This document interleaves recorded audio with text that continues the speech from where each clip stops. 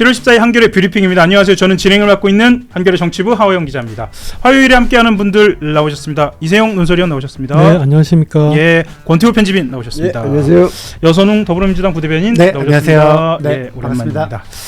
예, 바로 들어가도록 하겠습니다. 오늘 아침에 정청래 전 대표가 뉴스공장에 나와서 겸손은 힘들다 뉴스공장에 나와서 인터뷰를 한 부분도 있고, 어제 정청래 전 대표가 당대표 도전 선언을 하면서 본격적으로 전당대회 당권 구도가 확정이 됐습니다. 그래서 그 이야기부터 좀 전달을 해드리겠는데요. 바로 이야기부터 좀 들어갈까요? 정청래 전 대표가 겸공이라고 이제 표현을 하겠습니다. 겸공 인터뷰를 좀 했는데 본인이 이렇게 이야기를 합니다. 왜 두 번 해야 하느냐? 연임에 대한 질문을 받으면서 전통 지지층 이야기를 하거든요. 전통 지지층, 핵심 코어 지지층이 잘 뭉쳐 있어야 하는데 그게 흔들리고 있다. 전통 핵심 코어 지지층을 한 군데로 묶어 세우려면 한 뿌리 정신, 누군가는 그 역할을 해야 한다. 그 적임자가 정청래다라고 이야기를 했습니다. 코어 지지층을 겨냥해서 분명히 한 이야기인 것 같은데요. 조금 더 설명을 좀 드리고 질문을 할게요. 지금 현재의 상황에 대해서 코어 지지층이 흔들리고 있다라고 이야기합니다. 한 뿌리 공동체인데 어느 한순간부터 뿌리를 자르려고 하는 것 아니냐라는 의심이 생겼다. 그러면서 이 문으로 시작하는 원팀을 통칭하는 단어 있죠? 그걸 본인이 직접 꺼냅니다. 문 땡땡 이렇게 하는. 예. 그게 그렇게 심각한 문제일까 생각했는데 그게 점점 커지고 있다. 그러면서 전통 지지층을 분열시키는 그런 것이 주류가 되면 안 되겠다라고 당원들이 생각하고 계시지 않을까 이렇게 판단한다. 이렇게 얘기했습니다. 이 부분에 대한 이야기 좀 듣고 진행을 좀 하겠습니다. 코어 지지층에 대한 언급이 계속되고 있습니다. 어떻게 보시나요? 뭐 전략적인 측면에서도 그렇고요. 이런 언급이 적절성의 측면에서도 그렇고요. 뭐 여러 가지가 이야기 될 수 있을 것 같습니다. 편집인님 말씀 듣고 시작할까요? 예, 뭐 어차피 지금 자기 지지층을 보는 거죠. 이제 전당대회 나왔으니까. 예. 어차피 나왔으니까. 그리고 지금 겸손은 힘들다. 겸공하고 그 새날 이게 다 이제 정청래 후보 쪽에 조금 더 가깝죠. 예. 신청 쪽이고. 그래서 이제 그리고 지금 코어 지지층 흔들린다. 이건 사실은 김어준 씨의 메시지하고 똑같은 거죠. 예. 똑같은 거고. 그렇게 해서 일단은 자기 지지층 결집에로부터 지금 전당대회를 준비하고 있는 것으로 보입니다. 네. 실제로 좀 흔들리고 있다고 보이시나요? 뭐 여론조사는 계속 나오고 있는데 어떻게 보시나요? 논설위원 어떻게 보시나요? 그 흔들린다는 게 편집인님. 예. 이게 흔들린다는 게 이제 그 안에서 갈등을 빚는 게 있고요. 또 하나는 이탈하는 게 있죠. 이제 네. 예를 들면 이재명 대통령 지지를 그 이제 중단하고 이제 딴 쪽으로 가는. 그런데 지금 그 이탈하고 있다고까지 보기는 좀 힘들 것 같아요. 예. 이탈해서 딴 데 갈 데가 없잖아요, 사실은. 네. 그러니까 뭐 당청 갈등으로 집권이 어려워진다, 당 망한다. 예. 뭐 이런 비판들이 나오니까 그 연장선상에서 지금 코어 지지층 이야기를 하고 있는 내가 거예요. 나와야지 코어 지지층이 이탈하지 않고 예. 오히려 당이 문제없이 갈 수 있다. 이런 메시지를 전하려는 것 같아요. 그러니까 내가 연임을 굳이 하려고 하는 이유, 그거 이제 이게 가장 핵심적인 건데, 사실 정청래 대표도 지방선거 직후에 연임 도전을 꼭 해야 하나 이런 고민을 했던 건 맞는 것 같아요. 예. 실제로 측근들도 그렇게 얘기를 하고 선택지 중에 하나가 분명히 있었는데, 그 과정에서 나온 게 이제 대통령의 공항 행사, 예. 그 환송 행사 패싱, 그리고 기자회견에서 정 대표를 사실상 직접적으로 저격한 거. 예. 여기에 대해서 굉장한 그 허탈감, 상실감, 분노 이런 것들이 컸던 것 같아요. 그래서 아니 지방선거 진 게 나 때문이냐. 본인이 그렇게 생각했다는 네, 거죠. 예. 지방선거는 사실 대통령이 평가받는 선거고, 사실 잘 나가던 분위기가 망가진 거는 공소취소 특검 이것 때문 아니냐. 그럼 왜 모든 덤터기를 내가 써야 되느냐. 이런 생각들이 분명히 있어요. 그래서 실제로 네. 그 정청래 당시 지도부 안에서 그런 판단이 있었다라는 그렇죠. 거죠. 예, 예. 네네. 그래서 그런 것들에 대한 상실감, 분노, 이런 것들 때문에 이제 연임으로 이제 확 기울었는데 예. 그것들을 어떻게든 좀 정당화하기 위해서 이제 그런 이제 코어지층을 묶어내기 위해서 나 같은 어떤 저기 핵이 필요하다. 뭐 이런 논리를 세운 거라고 봐야겠죠. 그 여론조사 좀 관심 있게 보고 계시잖아요. 실제로 이재명 대통령에 대한 국정 잘한다 못한다라는 수행 평가예요. 국정 수행에 대한 평가. 이것을 보면서 코어 지지층, 그러니까 핵심적인 전통 지지층이 흔들렸다라고 판단이 가능할까요? 그것에 대한 논란도 좀 있습니다. 그 세부 지표를 봐야겠죠. 뭐 예. 그 주관적인 이념 성향이나 지지 정당이나 혹은 이제 시계열적으로 분석을 비교를 해봐야죠. 그러니까 예를 들어서 지금 한겨레가 하는 패널 조사 같은 데서 이른바 우리가 뉴 이재명층이라고 했던 그 층과 또 전통적으로 민주당을 뭐 계속 지지했고 또 대선 때 이재명 대통령을 찍었고 뭐 이런 사람들이 실제로 얼마나 이동을 했는지는 아마 다시 조사를 해보면 어느 층이 흔들렸는지가 좀 가늠을 할 수 있을 텐데. 그럼 지금 말씀하신 대로라면 지금으로서는 그렇게 단정하기 좀 어렵다라고. 흔들리는 건 맞는 것 같아요. 정서적으로 동요하고 흔들리는 건 맞는데 그 정도, 강도가 어느 정도인지는 좀 데이터를 봐야 알겠죠. 예, 알겠습니다. 저는 만약에 이제 정천 대표가 막 코어 지지층 이야기하고 다시 그 예전에 정통 지지층 민주당 DNA 가지고 선거 전략을 펼치는 게 제가 보기에는 오히려 지금 반명 정선을 더 명확히 하는 것 같아요. 예. 그러니까 대통령과 청와대는 계속 줄곧 뭐 포영 통합, 외연 확장 이런 이야기 많이 하면서 예. 중도 실형으로 모두의 대통령 하겠다. 그러니까 진영 대표를 넘어서 모두의 뭐 대표 리더십 이렇게 이제 외연 확장하겠다고 이야기하는데 정청래 대표는 외연 확장 아니다. 코어다. 그 이야기를 하는 게 지금 대통령의 그리고 청와대의 노선과 다르잖아요. 그러니까 총선 대선이 이대로 가면 어렵다라고 이야기하면서 집토끼 이야기 그리고 네. 그릇 이야기를 하는데 그 그릇이 큰 그릇이 아니라 그릇이 깨지면 안 된다라는 표현도 쓰거든요. 네. 그게 이제 말씀하셨던 것처럼 그러니까 큰 방향으로는 지금 청와대 노선과는 다른 거죠. 다른 거죠. 예, 반대편에 말씀이시죠. 있는 거고. 예. 그러니까 예를 들면은 막 코어 지지층 예전에도 또 나왔던 이야기지만 코어 지지층이 흔들린다. 코어 지지층이 흔들리려고 하면은 과거 노무현 때를 비교해 보면은 예를 들면 한미 FTA나 예. 아니면 이라크 파병처럼 그러한 빅 이슈가 있어야 되는데 네. 대통령이 확 노선을 바꾼. 근데 이재명 대통령이 노선을 바꾼 게 뭐 있죠? 고작 해봤자 그 보수 쪽에 있는 인사 쓴 거 그거밖에 없거든요. 그럼 뭐 원래부터 하려고 했던 정책의 연장선상이죠. 그렇죠. 예. 그러니까 지금 진보 진영 측이 전통적으로 반대하는 뭔가 그러한 정책을 대통령이 한 적이 없는데 계속해서 코어 지지층이 흔들리고 있다고 이야기를 하니 뭐 이동영 같은 사람들은 그 정도에 흔들리는 게 코어냐 이렇게 이야기를 하는 거잖아요. 예. 근데 정청래 대표가 여전히 노선을 바꾸지 않고 방향을 바꾸지 않고 그러니까 외환 확장이라는 큰 그릇론을 수용하지 않고 계속 코어를 주장하면 할수록 저는 청와대의 뭔가 청와대와는 벽이 점점 처진다는 느낌이 받아요. 특히나 지금 이제 보안 사건 관련해 가지고 다시 그 의제로 떠오르고 있는데 예. 정청래 대표가 여기에 관련해서 또 이제 센 입장 낼 거잖아요.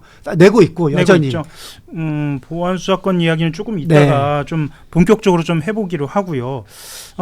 이후에 인터뷰에서 나온 이야기들이 예를 들면 합당에 대한 이야기라든지 조국 혁신당에 대한 합당에 대한 이야기라든지 여러 이야기들이 좀 있습니다. 부산 북갑이나 평택 을에 대한 이야기도 있고요. 이 이야기 하기 전에 어제 정청래 전 대표가 출마의 변으로 이야기한 대목을 짚고 넘어가 있습니다. 그러면서 좀 전체적으로 범위를 좀 더 넓혀볼 텐데요. 혹시 어제 정청래 전 대표 출마 내용을 좀 보셨나요? 사실 언론에서는 대표직을 이용해서 대선 출마를 하지 않겠다라는 대목에는 굉장히 집중을 했습니다. 혹시 이 부분 포함해서 주목할 만한 부분이 어떤 대목이 있었는지 그 말씀 좀 들어보겠습니다. 불출마 예. 선언 사실 그건 저는 어제 아침에 들었어요. 예. 기자회견을 하고 오늘 거기에 이제 대선 불출마 선언이 들어간다. 예. 하고 얘기를 이제 측근한테서 들었는데 네. 워낙 또 보안을 당부해서 내부에서만 공유하고 말았어요. 예. 근데 처음에 그 얘기를 들었을 때 정말 효과가 좀 있겠는데 얼마나 될까 이 정도 생각을 했어요. 근데 막상 발표를 보니까 일종의 그 좀 제한 구문이 들어가더라고요. 대표직을 이용해서 대통령에 출마하지 않겠다 이거죠. 그러니까 대표직을 이용을 하려면 일단 대표가 돼야 되잖아요. 네. 그렇죠. 그러니까 대표가 된다면이라는 것과 똑같은 뜻이고, 그러면 대표가 안 되면 불출마를 안 할 수도, 아니 출마를 할 수도 있다? 이렇게 또 해석을 할 수가 있잖아요. 그러니까 여러 가지 그래서 좀 조건을 달아서 최대한 그 자신의 정치적 미래에 대해서는 뭔가 강렬한 인상을 주면서도 어떤 빠져나갈 구석을 만들어둔 이런 선언이 아니었을까, 이런 좀 해석이 되더라고요, 저 같은 경우에는. 예. 보통 대선 불출마를 그런 식으로도 이야기를 하나요? 저는 굉장히 이례적으로 들렸습니다. 제가 너무 비판적으로 말씀드린지 모르겠습니다만 어떻게 보셨나요? 보통 여당이든 야당이든 이렇게 전당대회나 대표 출마하면서 이제 얘기하는 것 중에 저는 대선엔 출마하지 않겠습니다. 그래서 이제 그 우리 당의 정권 교체 또는 뭐 정권 재창출에 제가 헌신하겠습니다. 그렇게 하는 대표 출마자들은 굉장히 많아요. 많죠. 뭐 국민의힘 쪽에서도 그렇고 이쪽에서도 많고.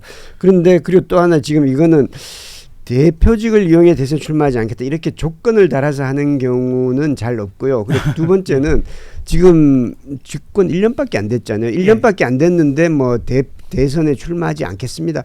요즘은 워낙 그 시계가 빨라져서 그렇긴 한데 이런 경우도 잘 없죠. 이거는 정권 한 4년 차 이때쯤 됐을 때 이런 얘기를 하는 거죠. 그리고 지금 오히려 얘기하려면 더 효과적이려면 뭐 2028년 총선에 제 출마하지 않겠습니다. 그렇죠. 총선 이야기가 앞서는 게 맞죠. 시대를 말로 봤을 때 정말 네. 뭔가 거나보다 이러는데 대선은 2028년에 대표 임기가 끝나요. 네. 그리고 대선은 2030년이에요. 맞아요.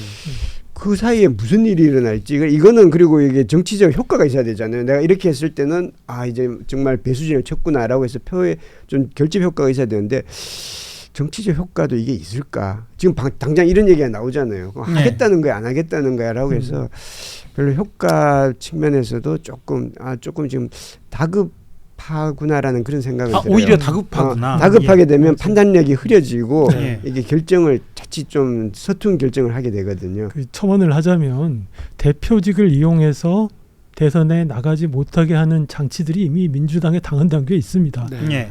1년 전에 사퇴를 해야 돼요. 네. 그걸 다 이제 당대표직을 이용해서 대선 후보가 되는 것을 막기 위해서 만들어 놓은 장치인데, 그건 그냥 이미 다 있는 건데 굳이 그렇게 말씀하신 의도는 그냥 나 자기 정치 안 한다. 자기 그러니까 장치를 겨냥한 이야기다. 네. 예. 그런 이제 그 프레임 자체를 좀 어떻게든 깨보려고 그런 얘기들을 좀 하지 않았을까 싶기도 해요. 사실상 대선 출마 선언이죠.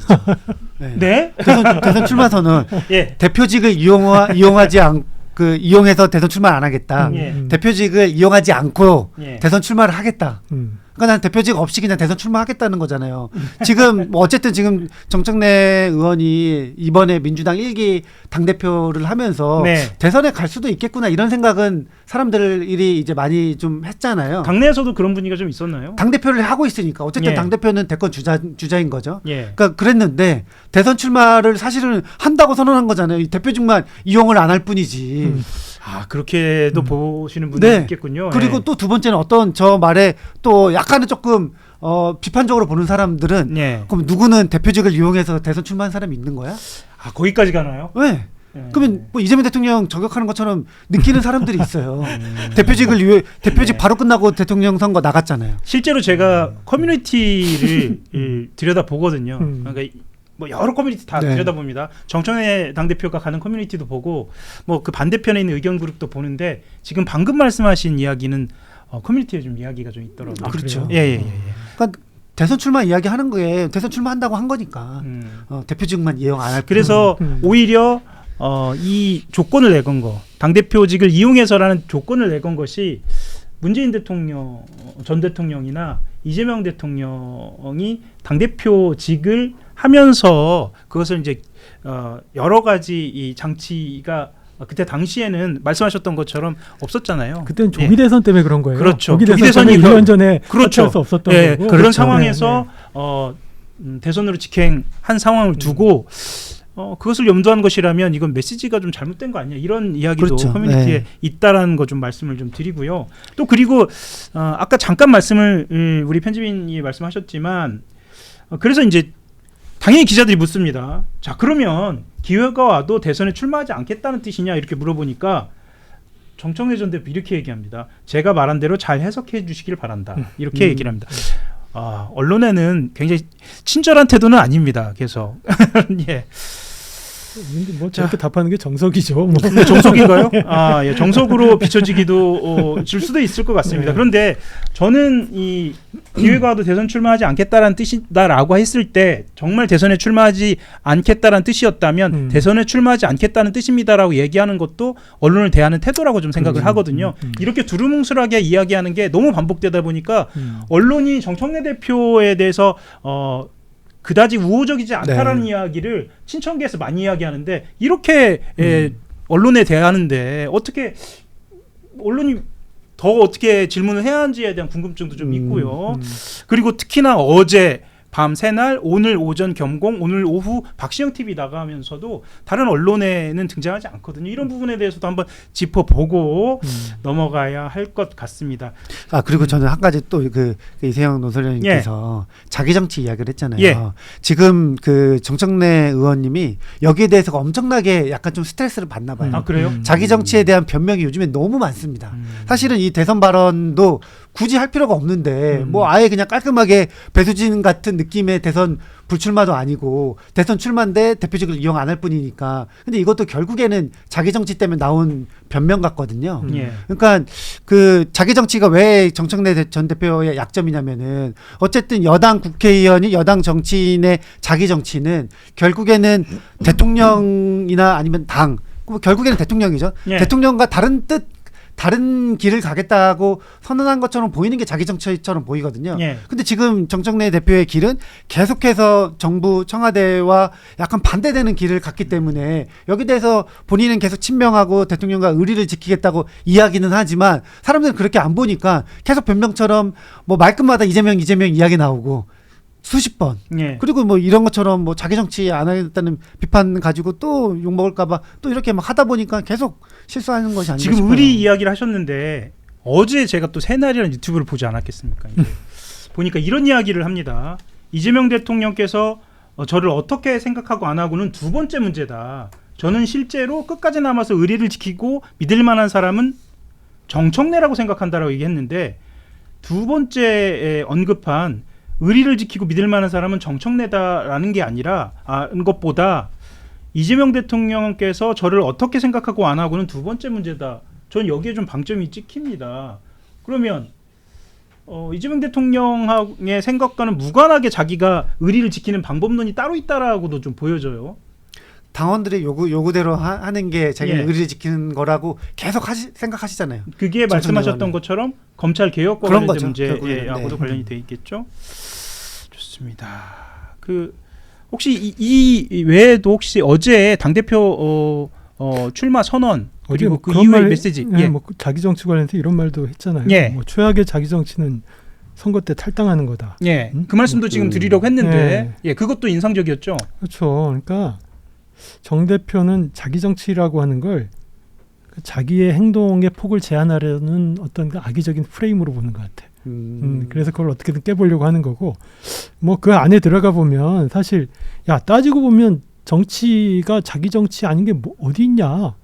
정치라는 거 하나의 퍼포먼스인데 항상 내가 아무리 사심이 없는 척 행동하고 해도 결국 이런 모습을 남한테 비추려고 하는 거 아니냐? 결국에는 그게 뭐 사실상 뭐 자기를 바라보는 시선을 의식하고 하는 자기 정치고 또 자기의 발현이고 이런 건데 뭐 그래 자기 정치? 여기서 자기 정치 안 하는 사람이 있어? 근데 나는 너처럼 자기 정치는 안 했어. 이러면서 받아치는 거죠. 그러니까 거기서 말하는 너는 뭐 얘기했잖아요. 탈당해서 뭐 그 누구라고는 이야기는 하지 않지만 모든 사람이 알고 있는 김민석 전 총리를 겨냥한 것이다. 그렇죠. 앞으로 그 공격이 점점 더 강해질 것 같아요. 이제 시작인 것 같아요. 그리고 정당 방위를 하겠다고 했죠. 이게 자기 정치는 자기 아니다라는 식으로 이제 그거를 방어하면서 그러나 저는 정당 방위를 계속하겠다는 거는 김민석 총리를 이 부분을 가지고 계속 공격하겠다는 것으로 비춰지죠.